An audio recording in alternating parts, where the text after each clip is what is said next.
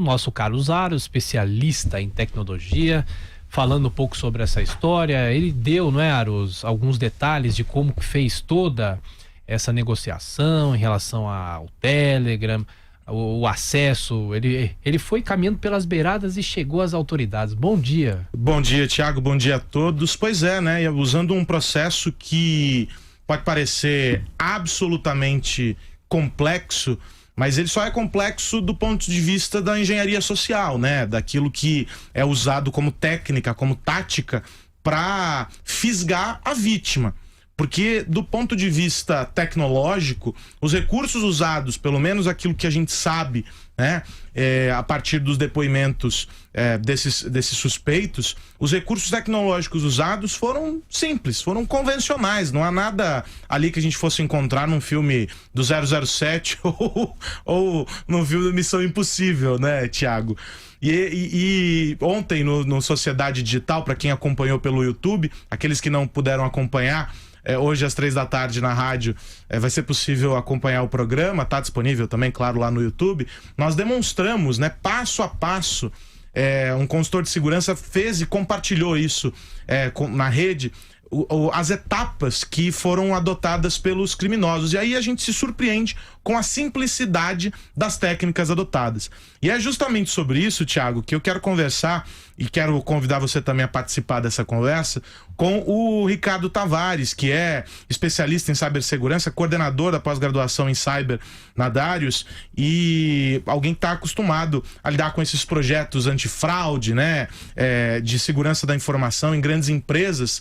E, evidentemente, deve estar olhando tudo isso abismado. Como é possível, Ricardo, autoridades da República caírem em um golpe como esse que afeta centenas de pessoas, e a gente tem visto cada vez mais vítimas serem feitas com esse tipo de golpe. Bom dia para você. Bom dia, Carlos. Bom dia, Fábio. Bom dia a todos os ouvintes da Jovem Pan. Então é um prazer estar com vocês aí compartilhando conhecimento. A simplicidade do golpe te surpreendeu por se tratar de autoridades, enfim, de representantes do governo, ou não? Era esse o caminho mesmo? Exato. Foi um golpe que usou bem um jeitinho brasileiro para acontecer, sem muita sofisticação, usando muita engenharia social, e conseguiram sucesso. Infelizmente, isso demonstra que nós nos preocupamos muito pouco com segurança cibernética, então esse assunto é muito importante, até mesmo porque o nosso mundo, que é o mundo físico, ele já convergiu com o mundo virtual. Então, o que acontece nesse mundo virtual hoje em dia causa um impacto muito grande na nossa vida e nós não nos damos conta, porque recebemos uma educação muito focada em preocupar com a segurança no mundo físico, né? A gente aprendeu dos nossos pais, olha, você tem que trancar a porta antes de sair de casa, tem que ter um alarme no carro, mas e no mundo virtual, no mundo digital, como que a gente se protege? Então, a gente não foi educado sobre isso. Sendo assim, a cada dia que passa, nós vemos mais casos como esse acontecer, afetar muitas pessoas com golpes extremamente simples. Ricardo, agora eu queria que você explicasse pra gente como é que funciona esse recurso que foi aplicado aí pelos criminosos, de fazer o celular ligar pro próprio número e ativar a caixa postal. Eu imagino que muita gente tenha ficado assustado porque todos os alertas, e aqui na Jovem Pan eu falei isso, já tenho falado desde que esse caso surgiu, mas essa última semana, a pergunta que me faziam quando eu era acionado por alguns dos programas aqui da casa para explicar, para tentar ajudar as pessoas a entenderem essa situação, era a seguinte: mas Aros, como é que pode o próprio número fazer a ligação e aí as pessoas atendem? Por que é que esse recurso é usado e como é que funciona isso para fazer com que a clonagem, o acesso ali, seja permitido? Queria que você explicasse pra gente. O processo de clonagem, como foi feito, essa técnica chamada spoof, é muito simples. Então foi utilizado de um provedor de telefonia de voz sobre IP. Então é a telefonia que nós usamos normalmente, só que essa voz ela vai sobre uma conexão de internet, tá? Com isso, existem softwares e nós fazemos a chamada. São softwares instalados no computador no lugar de usar o telefone em si. Esses softwares permitem alteração de configuração. Isso foi até uma falha desse provedor de serviços que permitia essa alteração. Então, tem o seguinte: no momento que você está ligando para alguém, você consegue via esse software modificar o número. É uma coisa muito simples. Então você só vai digitar o número sobre o qual a ligação sai, esse software acredita, do outro lado não tem nenhum controle que valide isso, e você consegue se personificar, isto é, passar como se fosse um outro telefone, ou então o telefone daquela pessoa que é o seu alvo. A gente pode dizer que as operadoras permitem que esse tipo de falha aconteça, e aí vale dizer não é só aqui no Brasil, ou não? Elas não teriam como ter o controle sobre isso? Então, não são todas as operadoras que permitem. Isso é um problema da origem, de quem está originando. Tá? Então, hoje em dia, não tem uma checagem de destino. Se você falsifica esse número a partir da origem, o destino não consegue verificar se é um número falsificado. Isso já é da arquitetura da própria operadora. Entendi. Isso já é um problema. Só que é um problema que acontece em todos. Mas o provedor, ele falhou porque ele permitiu com que essa origem mudasse. E isso não é padrão, tá? Foi uma falha desse próprio provedor que foi utilizada aí pelos hackers. E devido a essa falha... O provedor de VoIP, né? De voz sobre IP, não a Telecom, no caso. Não a Telecom. E aí esse provedor de voz sobre IP, o que ele faz? Ele utiliza as empresas de telecom para fazer entrega. Então eu recebo a sua ligação e direciono para os provedores de destino. Tá? Isso poderia ser feito, inclusive, de forma caseira. Existem softwares que você utiliza para fazer voz sobre IP.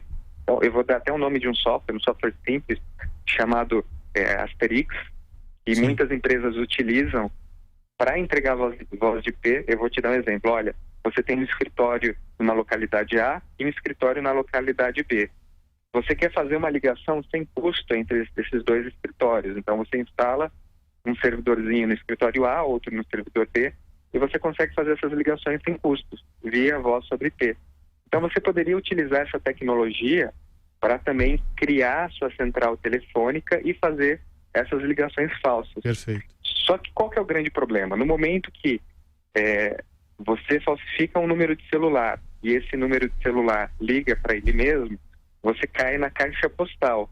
Muitas vezes, essa caixa postal não tem senha, ou a caixa postal confia em você, porque você é você mesmo, já que você está ligando do seu próprio celular. Sim, essa é a premissa, né, pelo menos.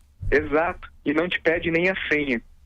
Então, o grande problema é como que a gente se protege desse ataque. Algumas vezes, dependendo da operadora, a gente tem que, inclusive, desativar a caixa postal, porque colocar a senha não seria o suficiente, uma vez que algumas caixas postais, elas não vão te pedir a senha, mesmo que você coloque a senha, já que ela confia em você. Perfeito. Você está ligando do seu próprio celular. Ricardo, o Thiago Berrais quer te fazer uma pergunta. Tudo bem, Ricardo? Bom dia. Tudo bem, Thiago. Obrigado por atender aqui a Jovem Pan. Primeiro, eu quero deixar claro que eu não sou um especialista em tecnologia como vocês, e eu vou fazer uma pergunta. Se for uma pergunta muito simples, vocês podem ficar à vontade para me apontar aqui. Toda pergunta é válida, Thiago. Pois é. Toda pergunta é válida, com certeza. Recentemente a gente entrevistou aqui no Jornal da Manhã o procurador da Lava Jato, Roberson Pozobon, e eu fiz uma pergunta para ele que era uma pergunta de curiosidade, porque a maioria dos procuradores trabalha com Telegram, não trabalha com WhatsApp. Eles têm WhatsApp também, mas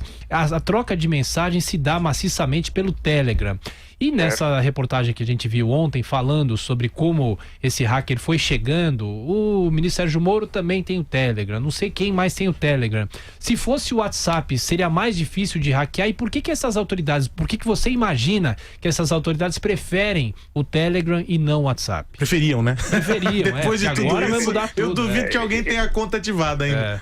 Eu acredito que existia um falso senso de confiança no qual o Telegram poderia ser mais seguro. Tá? Isso não é verdade. Em uma época ele realmente foi. Hoje em dia o WhatsApp tem um nível de criptografia similar, então ambos os softwares são equivalentes e o nível de dificuldade de ambos para aplicar esse golpe seria semelhante. Tá? O grande problema é a confiança em recuperação do segundo fator de autenticação, essa senha de recuperação, através da própria linha telefônica. Então, se nós conseguimos fazer esse processo, que é o processo de spoof, no qual eu me personifico, isto é, eu me passo a ser a parte confiável, que é o número do celular, aquela pessoa que tem o celular, eu consigo driblar todo esse processo.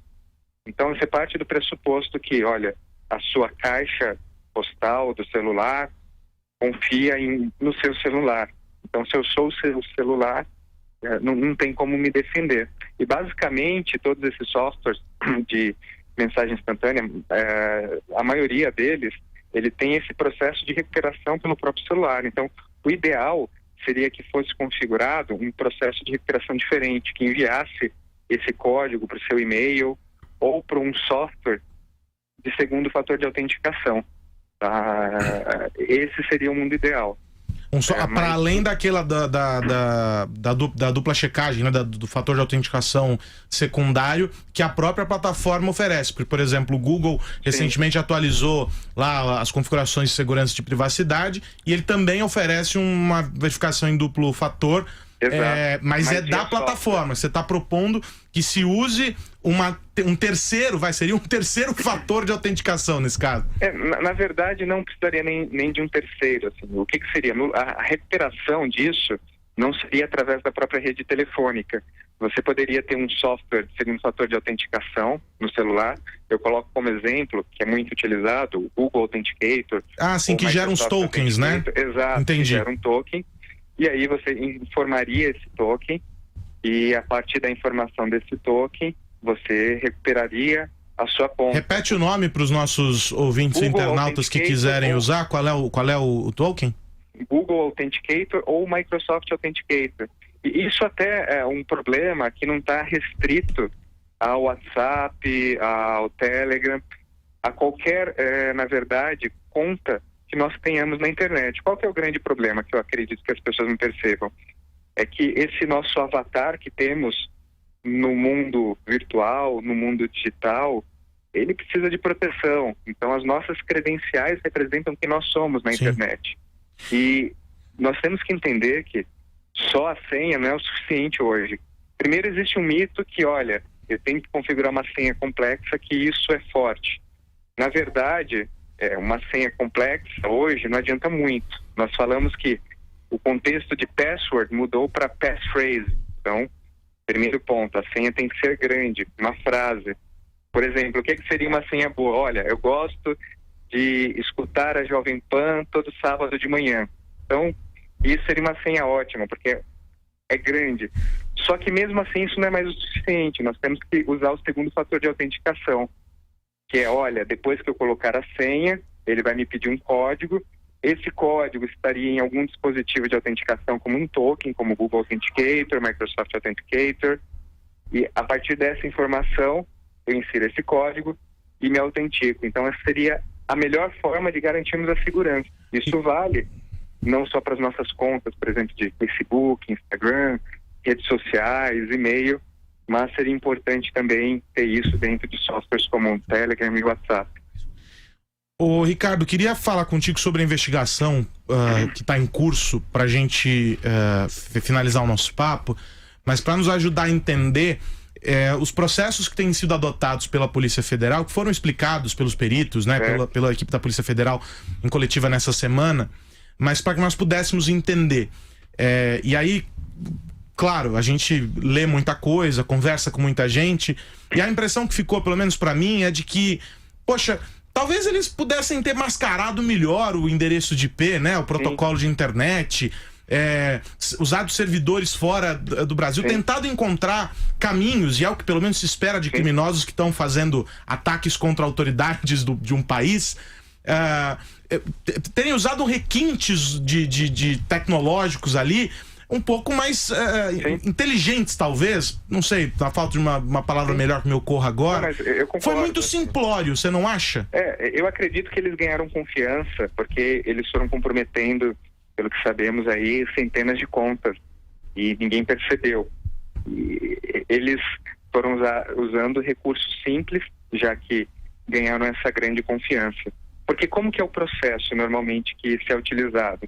Os criminosos, eles utilizam da anonimidade da internet. Sim.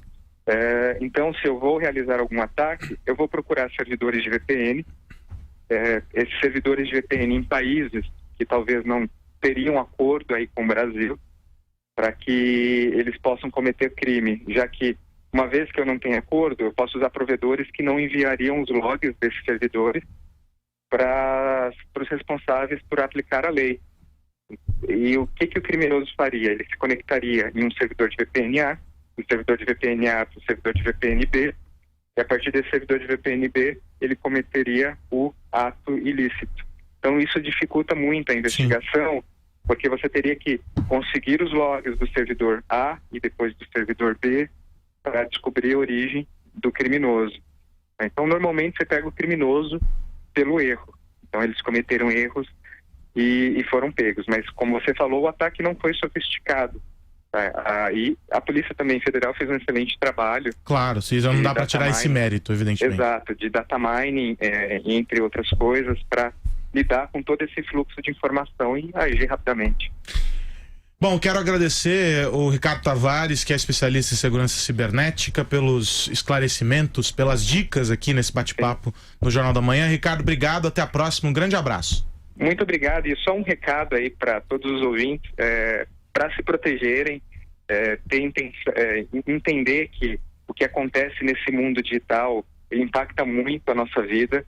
A internet não dá tempo de arrependimento, então quando um crime acontece ele é muito mais veloz e de verdade pode trazer grandes riscos, sem dúvida, para a nossa vida no mundo físico, não só no mundo virtual. Então comecem a se proteger, tenham cuidado com o que vocês fazem, com o que vocês postam, e principalmente protejam suas credenciais, seus usuários e senhas, que isso representa o que vocês são nesse mundo. E uma vez comprometido, todas as suas informações podem ficar disponíveis para o mundo inteiro de uma forma que ninguém quer.